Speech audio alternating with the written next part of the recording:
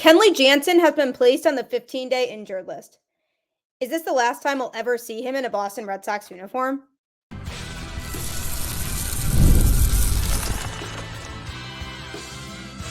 You are Locked On Red Sox, your daily Boston Red Sox podcast.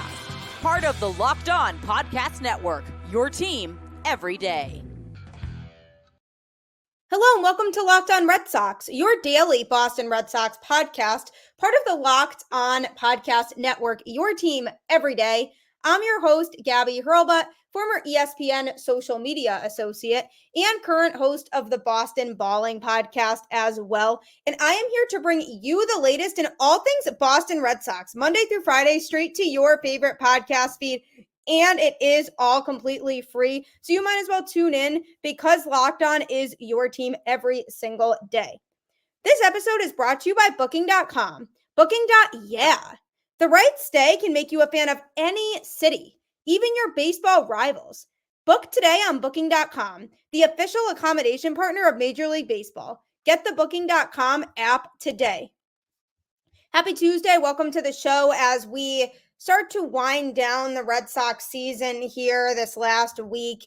Like I've said before on the podcast, I am a 162 game girl. I watch every game start to finish, no matter how bad or good the Red Sox are. So with how frustrating this season has been, you can obviously imagine that some games throughout this year have felt like an absolute drag, but I can't help it. It bothers me if I miss a game. So I will be embracing every moment until the end of the season, because I still know that at the end of the day, even though this Red Sox team hasn't been good this year overall, I'm going to miss them after the season's over. And it's going to be really sad watching the playoffs and them not being in it. And I just know that I'll miss being able to put Red Sox games on my TV every night. So I'm just trying to embrace every opportunity I have to watch Red Sox baseball now in this last week. And hopefully the Red Sox can string together some wins and end the season on a positive note here, send the guys into the offseason feeling at least a little bit more confident, as opposed to finishing the season on a low and the guys are feeling discouraged. So that would be the best thing for them to have happen, so that they can at least go into the offseason and really focus on their goals for next year. And there's going to be a lot of questions going into next year. And one of those questions is going to be about the closing spot. Are we officially done seeing Kenley Jansen in a Red Sox uniform?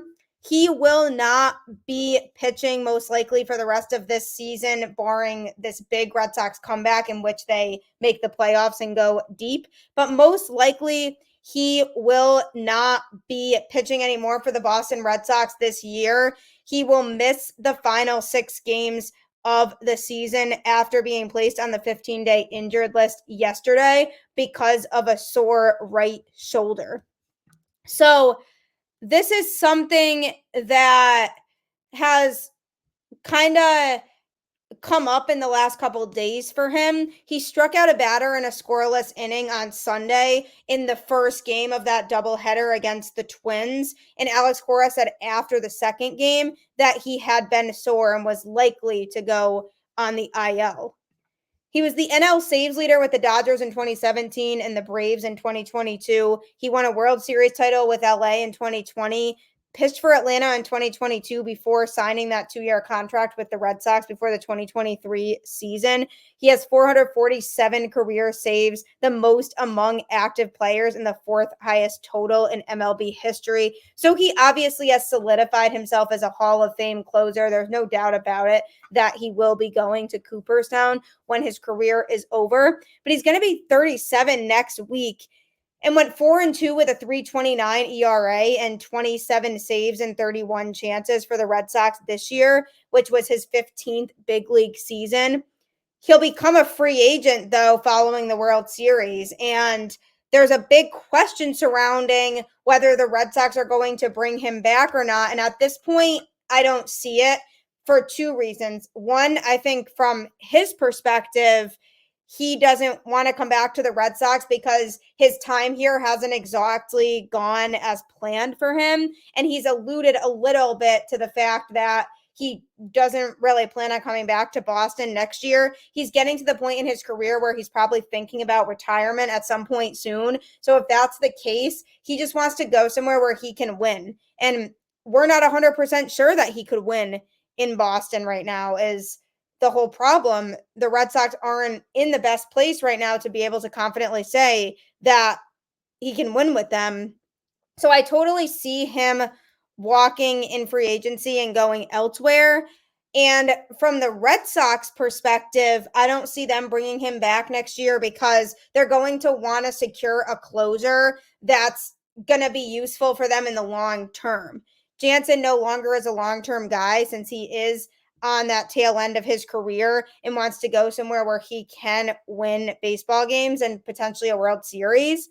And the Red Sox are focusing on trying to get the right pieces for years to come. So why would they bring back Kenley on a 1-year deal when they can try to either acquire somebody to be a closer in the longer term or try to slot one of their current guys into that closing role? I mean, it would be nice if they could sign or trade for a bona fide closer, but I don't know that that's going to happen. So if they do some shifting around, I think based on the Red Sox mentality now, it makes a lot of sense for them to not bring back Kenley, and I don't think that they will. So likely we have seen all of Kenley that we're going to see, and I really do wish him the best wherever he ends up next year. He definitely deserves a chance to compete for a World Series title before he goes out and retires with a bang. So I really appreciated his time here in Boston. The Red Sox, prior to him coming here, didn't have a solidified closer since Kimbrel. So by bringing in Jansen, it allowed for them to say they finally have a closer again who's legitimate and can be trusted in the 9th inning to close out those games. So I appreciate his presence a lot here, but I think it's going to be time for the Red Sox and Kenley to part ways after this season so that the Red Sox can focus on looking for a younger closer who's going to be in the mix for a long time with this team. So when the Red Sox did place Jansen on the IL, they recalled right-handed pitcher Chase Shugart from AAA Worcester. Now, it's a small sample size with him. We haven't seen a whole lot of opportunities from him, just a really short stint with the Boston Red Sox because he has primarily been in AAA, but he pitched decently when he came up to the Red Sox the first time. And so he'll essentially absorb that roster spot vacated by Jansen and try to continue to grow and develop and capitalize on his performance. He's yielded 3 runs over 1.1 innings, covering 3 appearances during his brief time with the Red Sox this season. So, I mean, obviously he wasn't superior, but he was decent. So he's looking to come in and be more than decent and help the Red Sox finish out this week strong and try to showcase what he can do to the point where he can show the Red Sox organization, hey, I deserve to have a more regular spot in this bullpen this year. Going into next year, I've worked for this, and this is his opportunity to really go and step it up because there's going to be a lot of wide open spots in this Red Sox bullpen next year when they do some serious revamping. And this is the opportunity for guys like Shugart to be able to pitch well and say, hey, I can come back and be a guy you need out of this bullpen. So it'll definitely, to me, be intriguing to watch him pitch over this next week, see if he can step in there and provide some positive value. Because if so, there's a chance the Red Sox give him an opportunity next year and beyond to come out of the bullpen.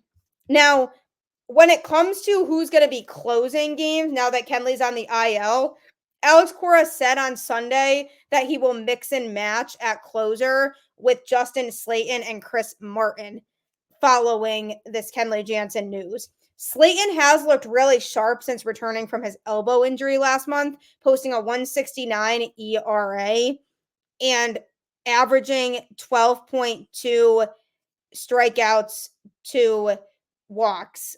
So that's a pretty good ratio that basically for every 12 strikeouts he's getting, he's only recording 2 walks. So his command has pretty much been there, which is good. And this has been over 10.2 innings covering 11 appearances. Cora did indicate on Sunday that he envisions the Rule 5 pick as a potential long-term closer option.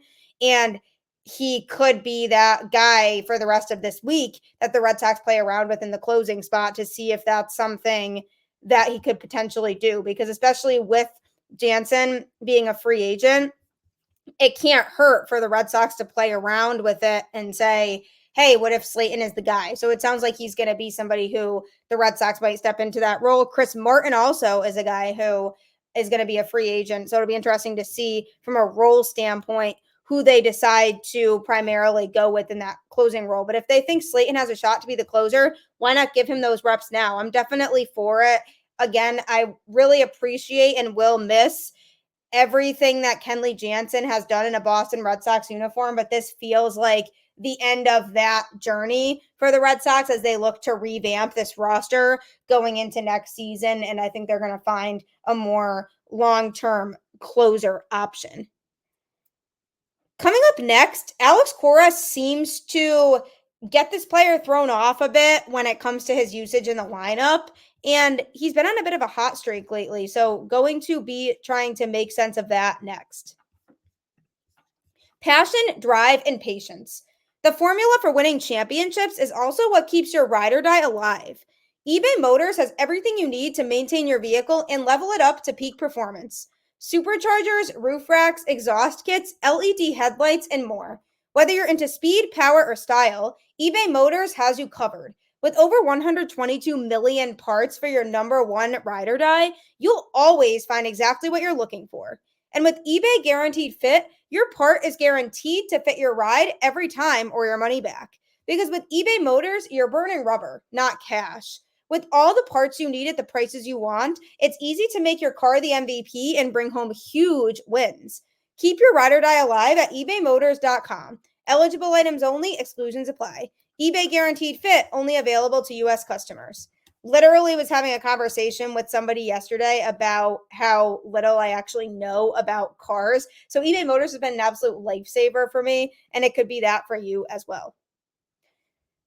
In talking about the Boston Red Sox and what next season potentially could look like for them in terms of the roster and where they're going to be at, Kenley Jansen is a pending free agent, played likely his last game in a Red Sox uniform as he was placed on the injured list, and the Red Sox are going to play around with a couple guys in the closing spot. But from an offensive standpoint, they have a lot to figure out in terms of their outfield situation and who they see as part of the future for that. And one player that has stuck out as somebody who hasn't played in the outfield this year, but has been primarily used as a designated hitter is Masataka Yoshida. Now, considering everything the Red Sox have going for them right now, the question becomes, does it make sense to keep Yoshida on this roster? Currently has a 286 average on the year. In the doubleheader against the Twins, he recorded 2 hits in the first game and 1 hit in the second game. So he's stringing together hits. You know, he had a 2-hit game in back-to-back games against the Yankees on September 13th and 14th and recorded a hit in the majority of the games since then. And his batting average has generally been around that 285, 286 mark pretty much all month. And when he's making hard contact, he's a dangerous hitter. When he starts to find his groove, he's a very dangerous hitter, and opposing pitchers find it very difficult to figure him out. When he is putting pressure on pitchers in his at-bats and showing that plate discipline, he's very tough to hit. And just for perspective here of how well Yoshida has actually been performing in the second half of the year, his batting average in the first half was a 260. His batting average in the second half is a 311. So a huge leap from the first half to the second half for him. Even his on-base percentage was just a 325 in the first half, and it's a 381 in the second half with a slugging percentage of 373 in the first half compared to 468 in the second half. So all of those numbers have increased significantly for him in the second half. And slugging, just a reminder, is basically how many bases you're getting when you're getting on base. So it incorporates singles and doubles and basically how many bases you're essentially getting when you are finding ways to get on base. And so all of his numbers have increased a lot in the second half. He notably struggled a lot in June. He was hitting only 204 in the month of June, but then skyrocketed to a 333 in July and stayed around that mark at 326 in August. And then he has dropped down to 250 in September. So overall, this month, he's been a little bit shaky compared to the last couple months, but because he's had a few games here and there over the last week or so where he's had multi-hit games, he seems to be finding a little bit of a groove. So sometimes it gets tough when Alex Cora doesn't have him in the lineup when he is seemingly finding that groove. But when Cora doesn't have him in the lineup, is that sending any kind of message? Because that's a lot of what the speculation is right now, that what if Alex Cora doesn't want Yoshida to get hot because he doesn't want him on this team? I think that's very out there. Obviously, Cora is the coach. He wants his players to succeed and do well.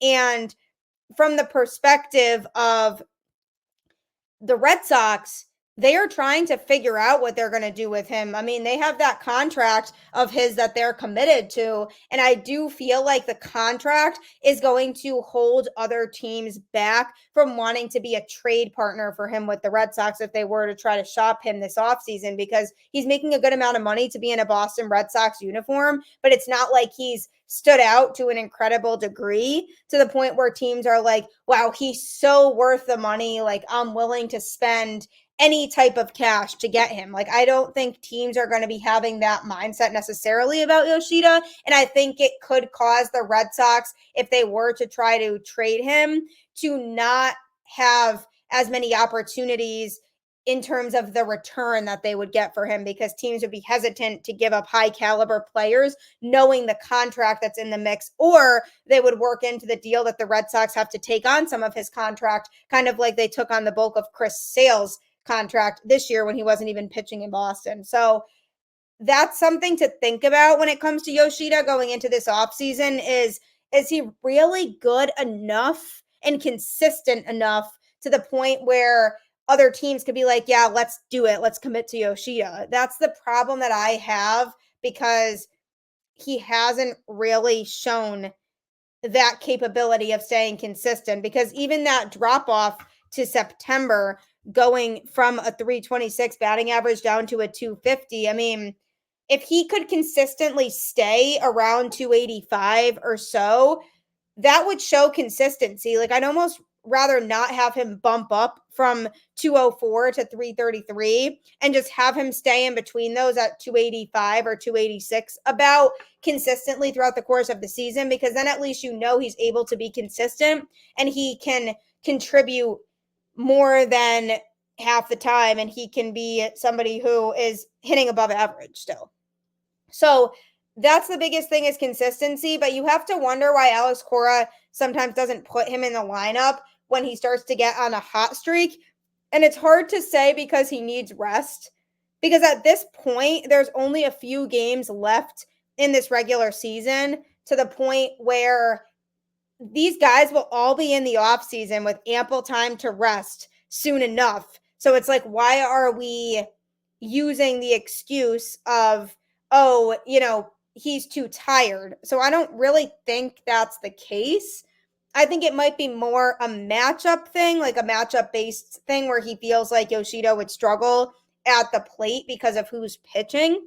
Or it's that Cora doesn't see him as a longer term piece and he's trying to send the front office a message in that way. But he's not the one that's writing the checks or executing the trades that are made. He could voice his opinion on players that he likes, that he sees having that type of impact in the future. But ultimately it's up to Craig Breslow in the front office to make those types of decisions on what players stay and what players go. So that's going to be a big question now is Yoshida part of that future? If he is, where does he play? Are they okay with milking this contract and just having him primarily be a DH through the contract? Are they okay with him maybe getting thrown into the outfield if need be? Probably not, because he struggles a lot defensively in the field. So I don't think they really want to go there. I think they're trying to stay away from having him play in the field in general. So then it becomes, what do they do? What do they commit to? Would they prefer to just have him be somebody who stays around to be a DH? Or do they try to find a trade partner for him and accept that the return might not be as good because of the contract that's involved? Now, one thing they could do if they are interested in trading him is they could partner him in with another much higher caliber player, like a player who has consistently been really good all season long, like Wilyer Abreu, or I think this is a bad idea, but for theoretical purposes, Tristan Casas, place somebody in there who could be almost a bigger name in the deal to kind of soften the blow of, oh, here's what we have to offer for your stud pitcher is Masataka Yoshida, who I know has been consistent some of the time, but by the way, you have to pay him all kinds of money because that's the contract we committed to. So at least if you're packaging somebody else in there who might be a higher caliber player than him, the Red Sox could try to get more in return for him. So that's going to be a big thing the Red Sox are going to have to figure out going into this upcoming offseason is, where does Yoshida stand on this team? Is he really somebody that the Red Sox see being part of the future? And if so, what does that role look like for him and where would he be best utilized? Because there are lots of guys on this team who can DH, and it's really rare nowadays that you get a team who has a designated DH. Like Big Papi was just exceptionally good at the plate, so Red Sox fans got really spoiled with getting to watch him play DH, but generally you don't really see that. You see guys kind of rotating through being a designated hitter. So I feel like that's the approach the Red Sox are going to end up taking, and not really keeping him as a designated DH because he just isn't good enough to really be in that category. So it'd be interesting to see what they do with him. If they don't trade him, I would support it. If they do trade him, I would support it. I'm very much indifferent on Yoshida right now. I think there's some value he provides, like when he gets hot at the plate and the power that he showcases. But his lack of defensive ability, paired with just the fact that there isn't really a consistent place for him to play, I wouldn't be surprised if his name gets brought up in trade offers this offseason. A player who I hope doesn't get traded and gets a bigger chance next season for this Boston Red Sox team in some capacity to pitch is Richard Fitts. Is he pitching his way into a more consistent starting role? That's coming up next. This episode of Locked On Red Sox is brought to you by Booking.com. Booking.com, Booking.yeah. The right stay can make you a fan of any city, even your baseball rivals. Book today on Booking.com, the official accommodation partner of Major League Baseball. Get the Booking.com app today. Booking.com is a great way for you to explore so many different cities with hotels, bed and breakfast, vacation rentals, resorts, and so much more. You might just find your perfect stay even in your baseball rival city during the postseason. So, for example, for me, I used to work at ESPN and I was commuting 45 to 50 minutes from home at the beginning when I first started working there. So whenever there was a big snowstorm or something like that, they would put the people who lived more than 20 miles away up at hotels. So I was always somebody that they would put up in a hotel, but I had to book the hotel myself, and then ESPN would reimburse me for the hotel. So I use Booking.com every time because I was able to get some great deals on hotels. So because I got used to that, I've been using it ever since, and I don't think I'll ever go back. So it could change your life, especially if you do a lot of traveling. You know what else could change your life? FanDuel. NFL fans, you can start the season with a big return on FanDuel, America's #1 sportsbook. So when you get a hunch in the middle of the game, you can check out the latest stats, view live play-by-play, and so much more on the same page where you place your bets. You'll get started with $200 in bonus bets, guaranteed when you place your first $5 bet. That's FanDuel.com. Getting $200 in bonus bets is really no joke. And you can go in and bet on whatever and whenever you want, whenever you're feeling it. So you can make a ton of money, and it could be an absolute game changer for anybody.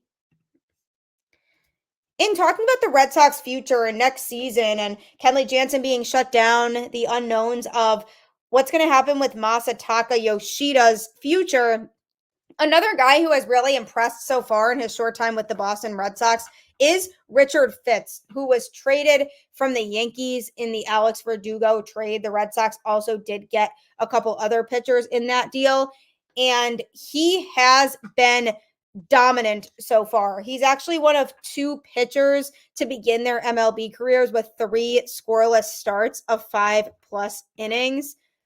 So he's been dominant, not letting the other team beat up on him or take advantage of any opportunities. His command has been good, and he's been able to fool opposing hitters when he's on the mound, which I absolutely love. The other pitcher who has done what he did was Cincinnati Reds lefty Andrew Abbott.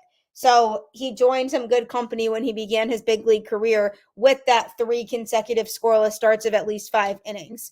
He threw exactly 5 shutout frames against the Twins on Friday night, and he allowed 5 hits and walked 1, all while punching out 3 of the 21 batters he faced. And then the Red Sox inserted reliever Luis Garcia to begin the 6th inning. It wasn't that he wasn't going to be able to come back out there and the Red Sox didn't trust him to go back out there. They just wanted to make sure that he wasn't getting overworked.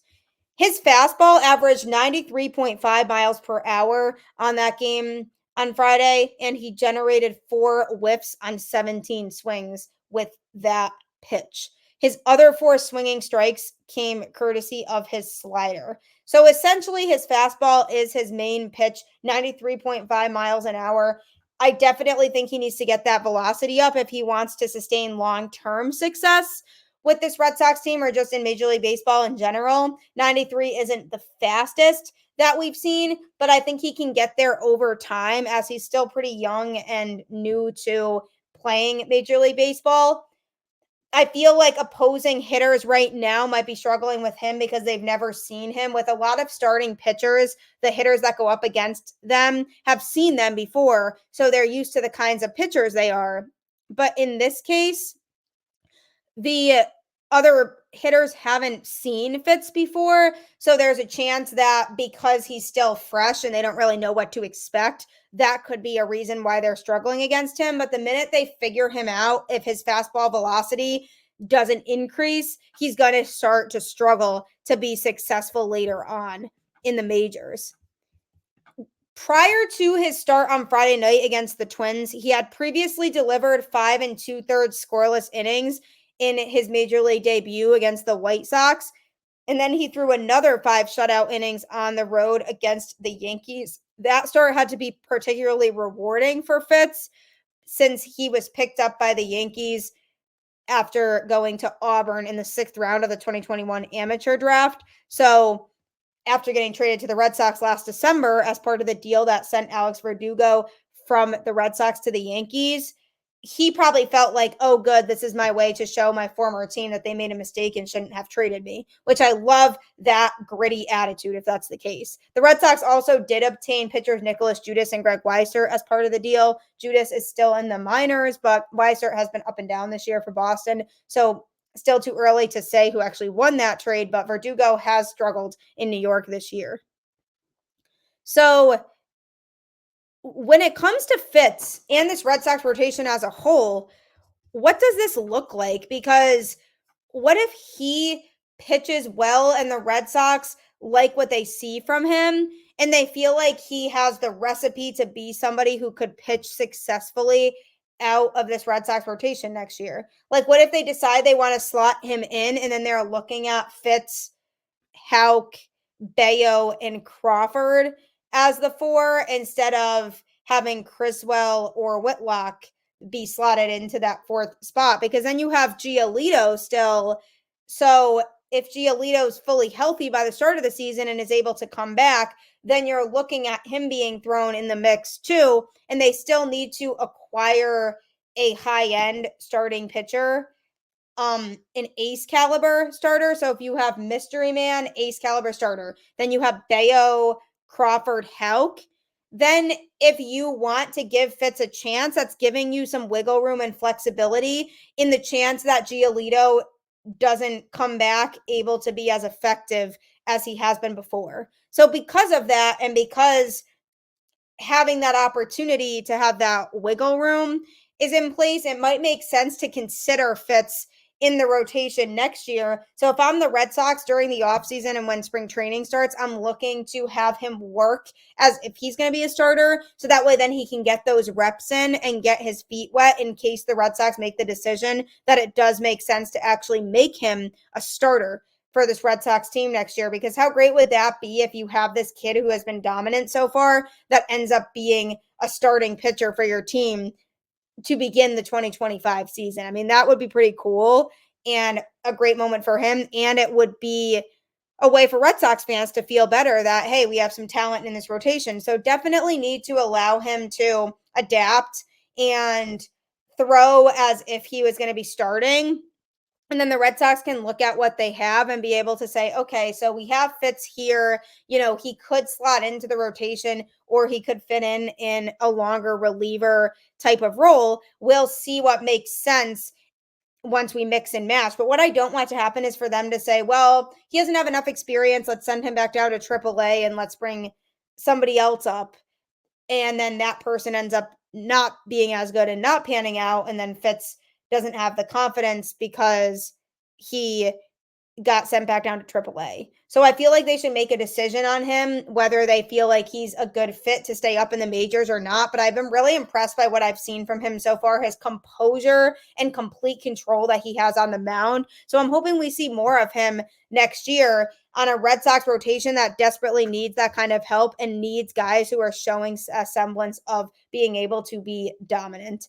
But we'll see what happens here. Try to enjoy this last week of Red Sox games. And while you're at it, after you finish this show, you can tune in to Locked on MLB with Paul Sullivan, aka Sully, who has it all covered every single day, talking about all things going on in baseball around the league. So you can find Locked on MLB on YouTube or wherever you listen to podcasts right after this. Thank you for making Locked on Red Sox your first listen today. Keep the faith, go Red Sox, and I will catch you on the flip side.